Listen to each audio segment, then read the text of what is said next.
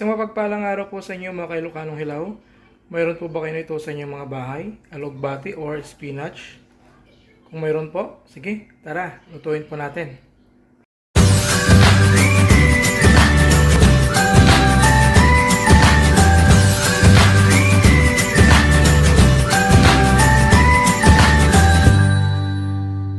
So, bali po ang una po natin gagawin mga kailukanong hilaw ay pinitin po yung pan bago natin ilagay yung mantika. Lagyan na po natin yung mantika. Kunti lang po para pang isa lamang po sa ating ginger, garlic, saka onion. Pwede na po natin ilagay yung ginger.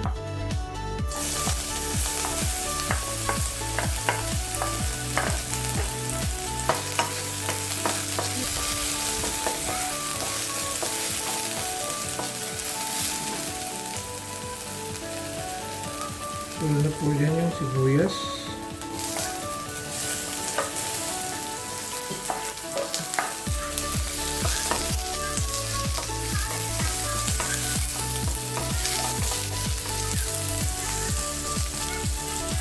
Bawang po natin.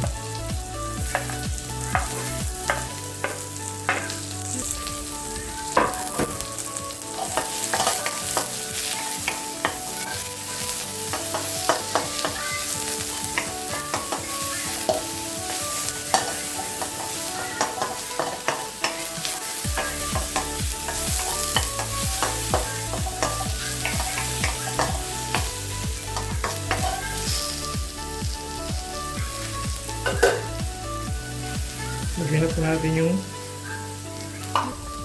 tuna.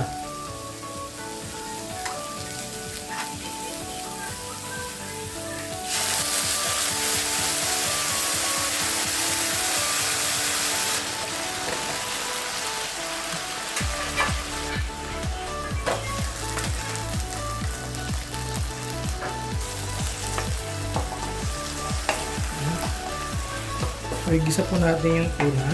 Lagyan po natin siya ng paminta.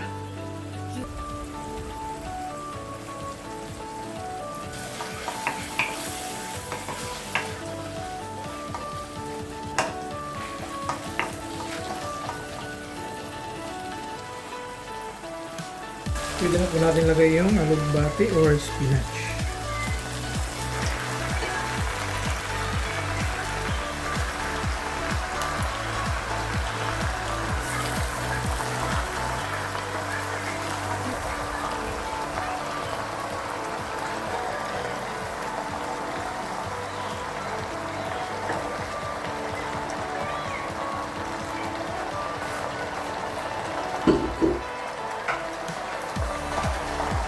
Lulo po natin.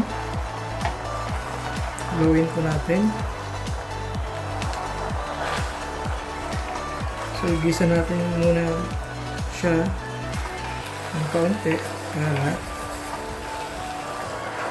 masarap.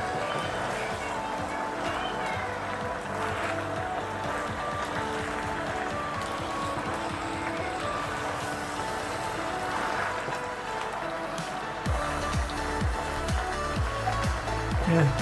Pwede na natin lagyan ng tubig.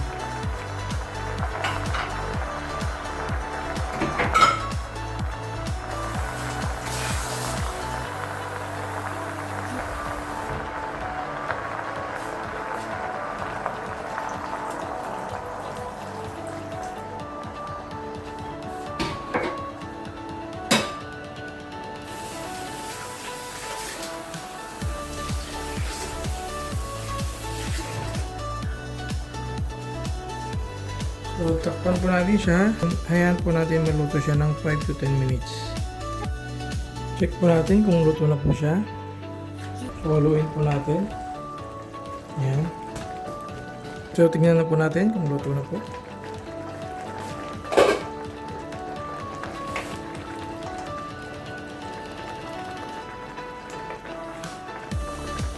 Tikman po natin.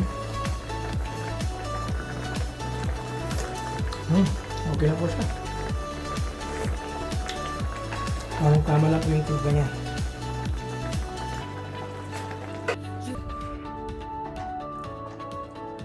So madali lang po magluto ng alugbati sa katuna. So kung meron po kayo nito sa bahay nyo, pwede nyo pong lutuin. Pwede nyo pong gayahin yung aking pagluluto. So please don't forget to like, share, and comments po sa aking video na ipopost sa aking page.